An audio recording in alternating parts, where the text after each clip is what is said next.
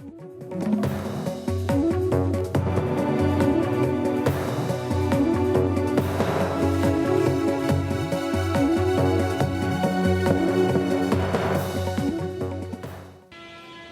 मैं रवीश कुमार मोहम्मद मोरसलिन के कैमरे के फ्रेम में शहर के जिस हिस्से को आप देख रहे हैं वो मेरठ का वो हिस्सा है जिससे लगा हुआ है हाशिमपुरा।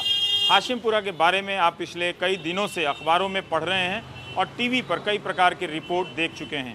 हम उसी हाशिमपुरा में आए हैं एक बार फिर से यहाँ की रिपोर्ट करने के लिए, लेकिन हाशिमपुरा का नाम बार बार लेते हुए मुझे इस बात का ख्याल है कि वो लोग हमें या हम जैसे पत्रकारों की रिपोर्ट को देखकर क्या सोचते होंगे जिन्होंने हाशिमपुरा की घटना को अंजाम दिया होगा, जो इसके गुनाहगार हैं मगर गुनाहों के सारे सबूत उन्होंने किसी से मिलकर मिटा दिए हैं।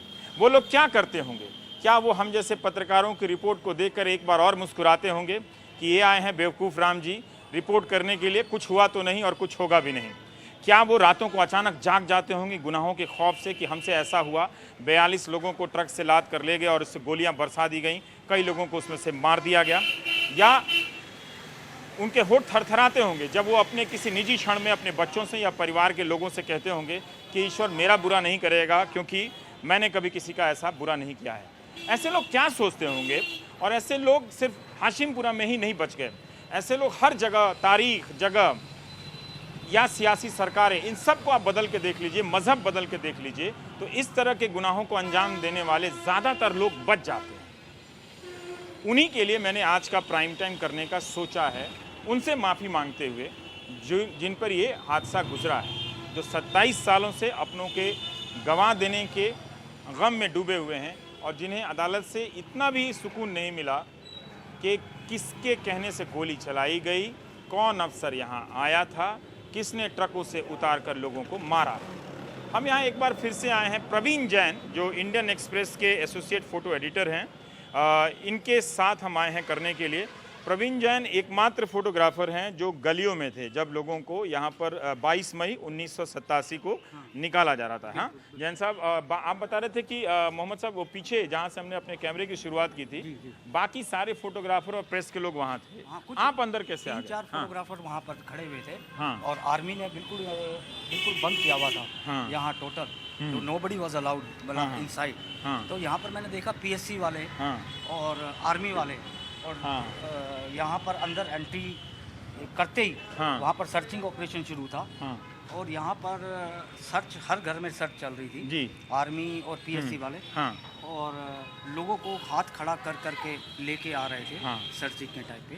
तो आपने सुना कैसे कि यहाँ जाना है? क्या आपको असाइन किया गया था? मैं यहाँ पर मेरठ के अंदर आया था कवर करने, संडे मेल की तरफ से। तो मेरे को वायरलेस के अंदर सुनते हुए पुलिस वाले को सुना कि हाशिमपुरा कोई जगह है, वहाँ पर सर्चिंग ऑपरेशन शुरू हुआ है आर्मी का। और तब मैं यहाँ पर आया तो देखा तो यहाँ पर नज़ारा ही अलग था।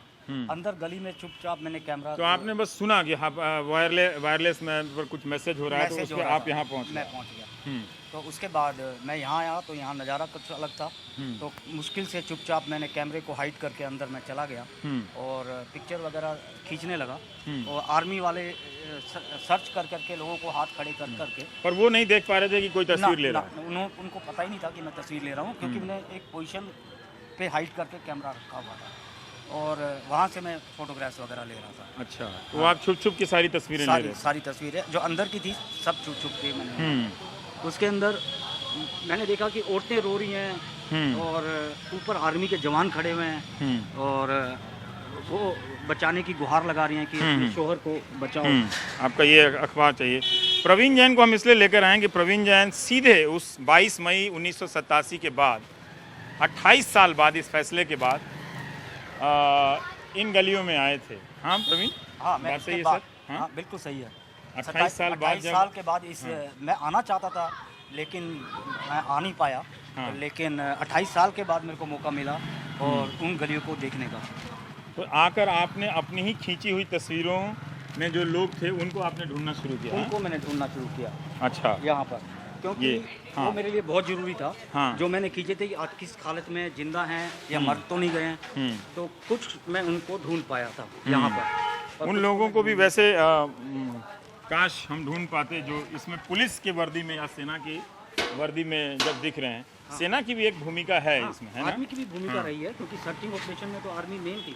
हाँ, तो उसके बाद ये जो गुलाबी वाला खंबा है मोहम्मद साहब, अगर आप मुड़ेंगे तो ये आपकी तस्वीर में या आप ही की तो तस्वीर हर जगह छपती है। हाँ जी, हाँ जी। है ना? आप ही की तस्वीर छपती है। यही वो खंबा है जहाँ से ये वो तस्वीर है।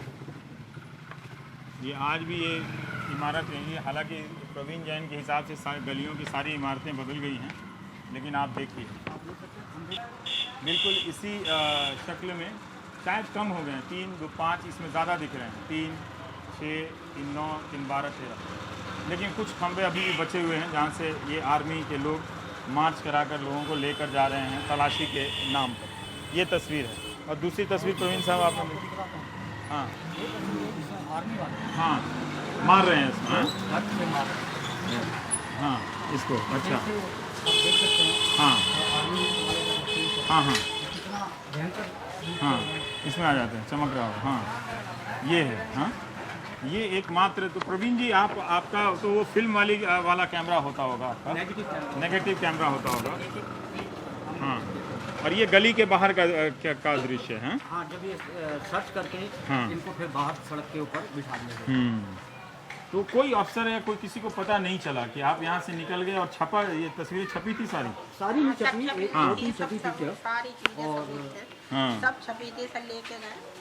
2-3 छपी थी क्या? आपकी तस्वीरें छपी हाँ थी। जी, हाँ जी। एक मकान था जिसके अंदर एक अचानक मैंने अंदर दाखिल किया तो आर्मी वाला एक बच्चे के ऊपर गन रखी हुई थी आर्मी वाले ने। इसी गली में ये देखिए कि ये पुलिस के भी लोग आ रहे हैं, मिलिट्री के भी लोग हैं, पुलिस पीएससी के भी लोग हैं, है ना? हाँ, पीएससी ये सारे लोग हैं। इस व्यक्ति को यहाँ पर मिलिट्री के भी लोग मार रहे हैं, फिर उसको उठा के भी ले जा रहे हैं। हाँ? इसी व्यक्ति की तस्वीर है यहाँ पे, जो आपने पहली तस्वीर में दिखाई थी। ये हाँ, ये वो जो आदमी यहाँ मार खा रहा है उसकी ये तस्वीर है। प्रवीण, जब 28 साल बाद आप आए तो आप पहचान पा रहे थे इस गली को? खंभों से पहचाना, खम्भों से पहचाना कि आप पहचाना हाशिमपुरा ये हैं? हाशिमपुरा है, सेम गली है। तो मेरी मेमोरी और तेज हुई यहाँ कर देख करके। हाँ तब मेरे को अचानक रोने की जैसे आवाज़ें आने लगी कि जो मैं 28 साल पहले सोचता था कि ना ये ऊपर से रोने की आवाज़ आ रही है। हाँ, मेरे को लगा कि अभी भी कोई रो रहा है ऊपर से। इस दौरान कभी आप आए नहीं, किसी दूसरे असाइनमेंट ना में ना, नहीं आए? मैं हाशिमपुरा 28 साल के बाद आया। लेकिन कोर्ट में तो आप जाते हैं? कोर्ट में 30 हज़ारी कोर्ट में मैं जाता था और अटेंडेंस देता था। और हाशिमपुरा में 28 साल के बाद इधर इसी गली में आया। तो इन्होंने जो ये फीचर किया है प्रवीण ने, इनमें सारे जो लोग दिखे हैं और इनके बारे में आप इन गलियों में ढूंढना शुरू किया आपने? हाँ, हाँ, फोटो लोगों लेके से पूछ ढूंढना के शुरू किया कि वो अब किस हालत में है, 27 साल बाद क्या उम्र रही होगी। और ये अनवरी बेगम की कहानी है। सबकी अपनी अपनी ज़िंदगी बदल गई है ना? हाँ, बिल्कुल। बल्कि बदली नहीं है, वहीं की वहीं है ना?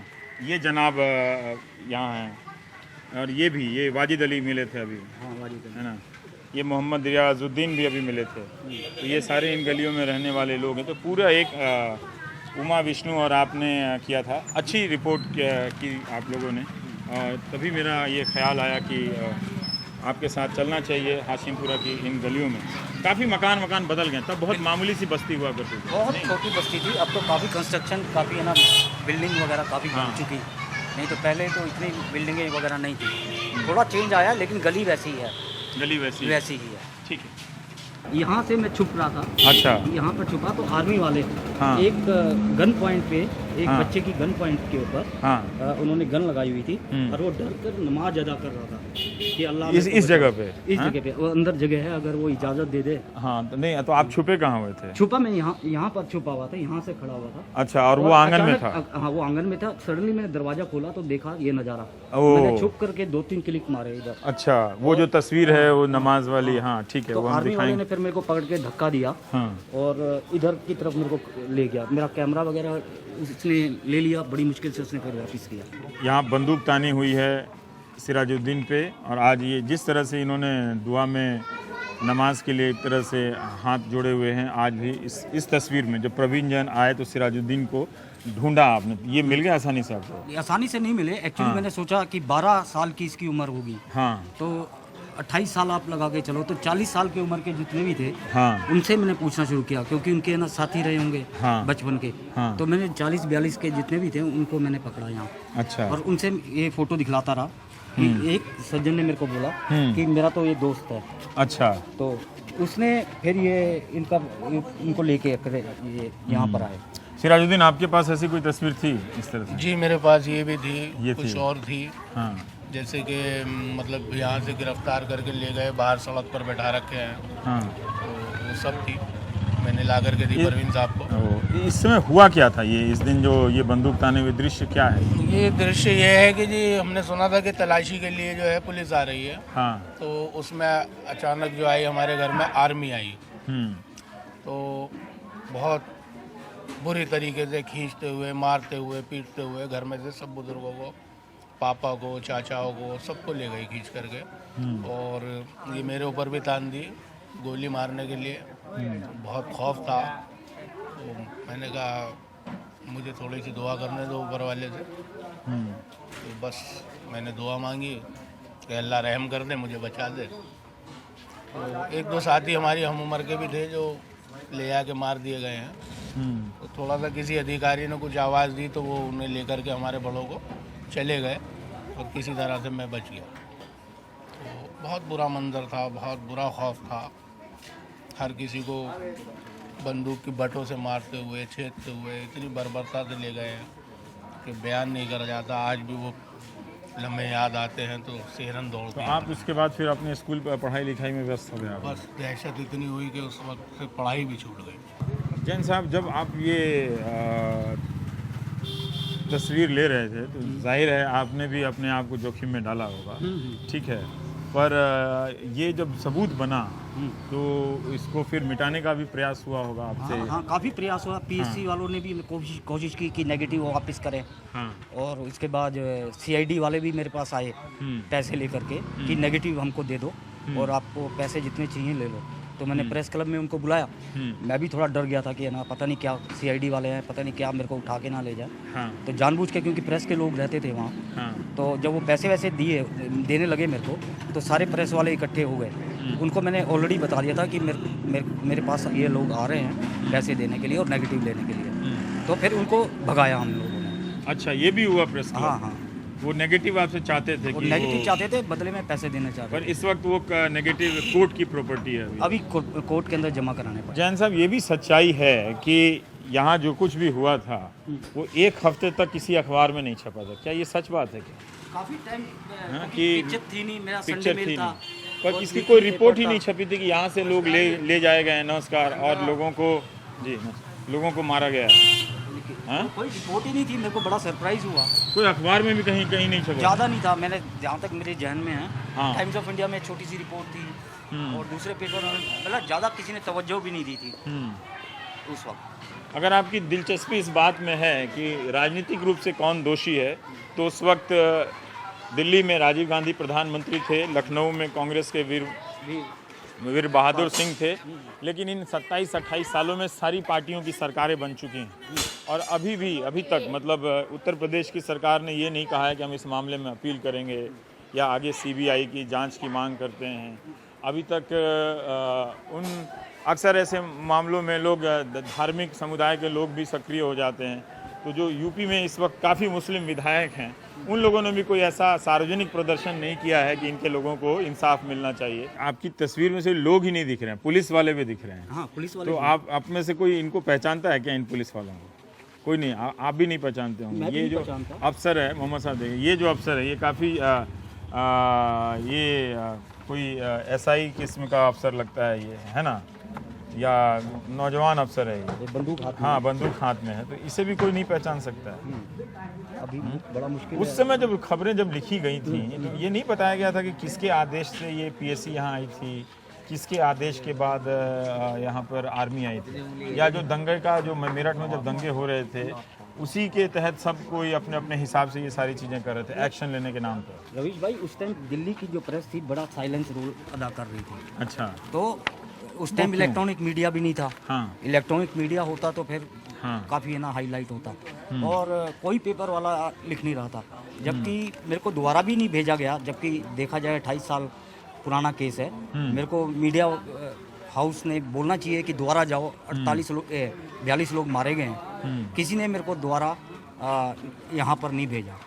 ये मेरे को बड़ी हैरानी वाली बात है। ये आपकी तस्वीर है इसमें? आपकी है? कौन सी? ये रोते हुए ये हाँ, ये जो छोटे से बच्चे हैं आप उसमें। ओह, और ये आपकी माँ है? हाँ, दरअसल प्रवीण जैन 28 साल बाद इन गलियों में आए और इन्होंने आकर एक फ़ोटो फीचर भी किया कि जो इनकी तस्वीरों में हैं और जो दिख रहे हैं उन लोगों को उन्होंने ढूंढना शुरू किया। तो आपका क्या नाम हुआ? मुजम्मिल है।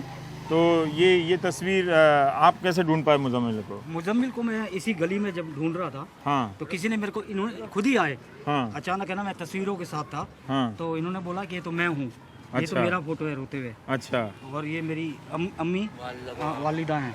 तो मैं काफ़ी सुन करके काफ़ी खुश हुआ कि बच्चा उस वक्त काफ़ी दहशत में था, रो रहा था। मेरे को खुशी हुई कि है ना, ये मैंने तो बहुत लोगों को पहचाना, ये तो काफ़ी लोगों आपने कई लोगों को पहचाना। हाँ। जी जी, आ जाइए जी। मेरा भी लड़का इसमें। अच्छा, 87 में, जो मारा गया था। हाँ, हाँ, मेरा नाम मोहम्मद जाफर है। आपका मोहम्मद जाफर। अच्छा, और ये बस क्या बताएं। हाँ, और क्या बताइए ना, क्या हुआ, कैसे गया लड़का? हाँ, वो क्या नाम ये हम है समझते हैं। याकूब नाम था। जब यहाँ से लेके गए वहाँ, तो मुझे वो पुल पे मिले। मैंने कहा भैया घबराने के बाद चलो, मैं भी तो चल रहा हूँ। 2 बेटे पकड़े गए थे, एक को तो मैं जेल से ले आया और एक को वो ले गए, खत्म कर ही दिया। एक को नहर पे लेके मार दिया, आया ही नहीं लौट के सुबह को। अब इंतजार तो कर ही रहे थे कि भाई अब आ जाएगा, जब आ जाएगा, अब आएगा, जब आएगा। इंतजार खत्म नहीं हुआ, 28 साल हो गए इंतजार खत्म। हाँ जी।